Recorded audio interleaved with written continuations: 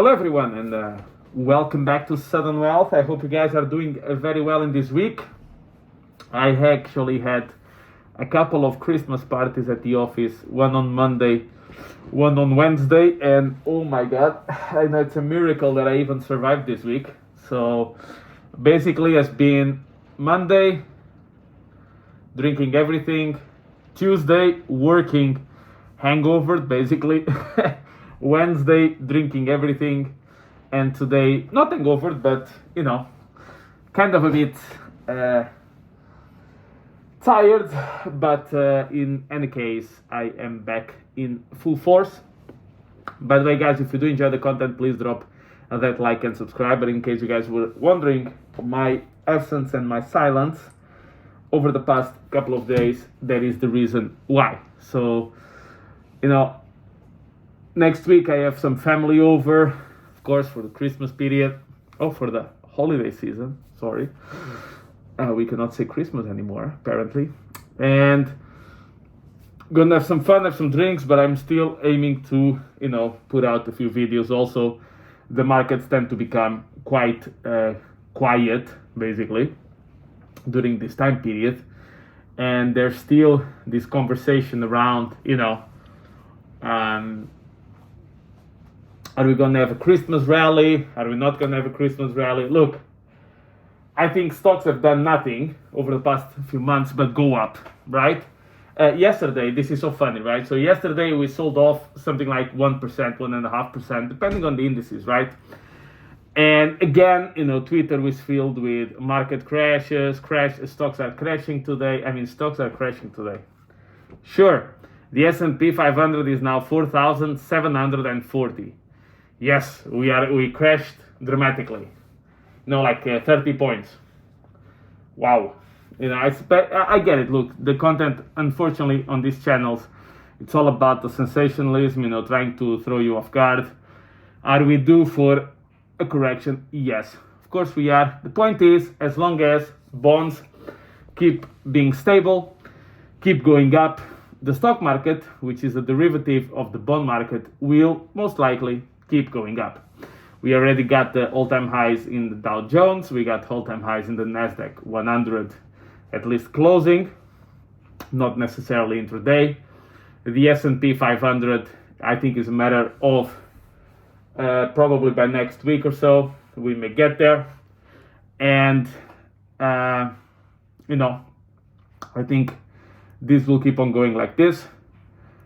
For a while, Russell 2000 keeps on outperforming the other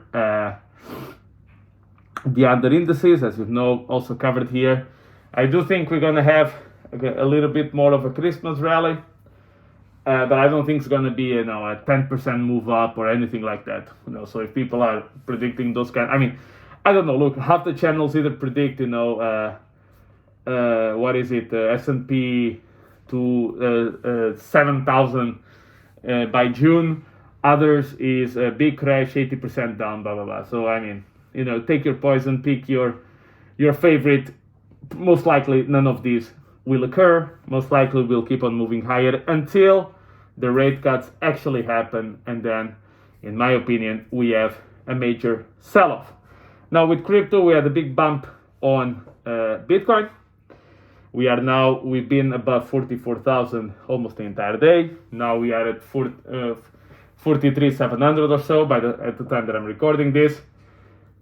We keep on going towards that 45,000 level, which everybody's looking. The reason being, if we actually start going above it and staying above it, we are basically repeating a previous cycle of Bitcoin, at the time of the Plus token debacle. That's it. So all of these narratives, crypto cannot go up if interest rates are higher, crypto cannot go this if the interest rates... No, apparently we are actually repeating the same cycle with higher interest rates, with lower interest rates. We are just repeating the same patterns as we were. Now, Ethereum should outperform Bitcoin in January and February. Now, outperform Bitcoin. Does that mean that Bitcoin goes down and Ethereum goes up? No. It means that Bitcoin goes up, but Ethereum goes up more. Is it guaranteed that's going to happen again? No, but bear in mind that this has happened many times in the past, and then by the end of Feb and March, you have your altcoin season where things go up 50-fold, 100-fold, 500-fold, whatever, in very short time periods. Everything goes up at once, and then you have the halvening and you have a big sell-off. That's typically how it goes. Pulse Chain, Pulse X, and X are also starting to move a bit higher. Finally, I am still looking at some new narratives for the next cycle. I do think, as you've seen, Chainlink did perform very well already, but I do see some potential on certain things to go up, 500-fold, 200-fold. I call it the lottery tickets, so they are an extreme small part of my portfolio. I would say, around 5%, and if I feel too crazy, maybe 10%, but that's about it. Will AI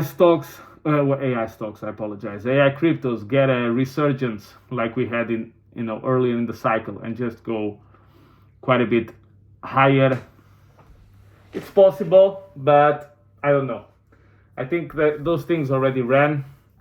I think you would need some support from the stock market. So I think you would need to see the stock market, AI stocks in the stock market going completely ballistic. And then everything that gets the name AI, people just go crazy because they associate with AI stocks that moved a lot, right? Another thing that's important to say, because I've seen even professional fund investors and managers saying, oh yeah, the rally is still very concentrated in a few stocks. Look, the Nasdaq 100 is up 50-something% this year. What that person is telling you is basically this. Oh, I thought things were gonna go down, so I didn't buy anything. I was handling cash, maybe even buying some bonds. Okay? And now this thing moved 50% and I missed it. So now I need to come with theories of why this moved. And I mean, it's very rare, any major stock market movement, up or down, it's very rare that it's not concentrated on a few stocks. Typically it is. Typically it starts off with 5, 6, 7 stocks, very powerful, that drive the market. And then eventually the momentum on this stock starts to kind of subside, and then another group kind of starts to jump in.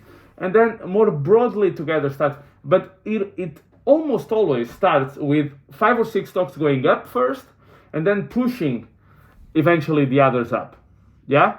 The thing is that these people, they got convinced that stocks can only go up if interest rates are lower.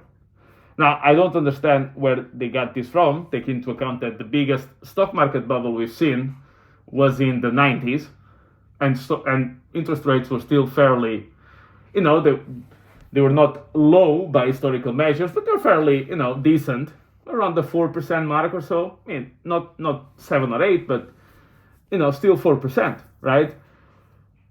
So they forgot.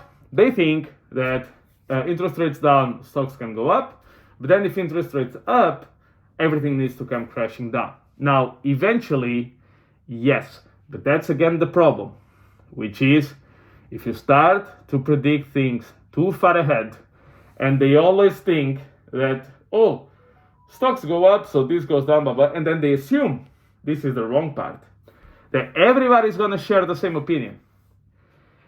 And indeed, there's actually a big portion of the famous talkers, the Peter Schiff, the Harry Dents, the Jim Rickards, the Robert Kiyosakis, the guys that go on CNBC, the guys that go on Bloomberg, blah, blah, blah, all of this, they start to make some noise. But you see, the problem is they are all aligned on the same position or very close to it, which means that, again, when everyone is convinced of something, the opposite tends to happen. It's very simple. When everybody thinks that there's going to be a recession this year, you don't have it. Now everybody's convinced that there's no way we're going to have a recession next year. Now it seems likely that we're going to have it. But in that case, guys, I'll let you be. I do think the Russell will keep outperforming. I think Ethereum will outperform in the beginning of the year, and then altcoins will finally have their altcoin season. I do think Bitcoin will be moving towards and staying above the 45,000 mark, particularly before the end of January. And I do believe stocks can correct a little bit, but the overall trend, at least at the moment, is up. Look at the 10-year yield, look at the TLT, look at the bonds, look at how stable they are. The more stable they are, the easier it is for stocks to go up. That is not a guarantee, but it's very rare. I don't think I've seen a moment where stocks are just running higher and the bond market is extremely unstable. I haven't seen it, so I keep looking at a simple indicator instead of going crazy looking at 50 things at the same time. Keep it simple, look at a few things, don't overcomplicate it, don't listen to these financial experts with Great Depression tomorrow, this kind of stuff. You're just gonna get annihilated. So thank you very much, guys. Don't forget to drop that like and subscribe, maybe turn on those notifications, and I'll catch you in the next one.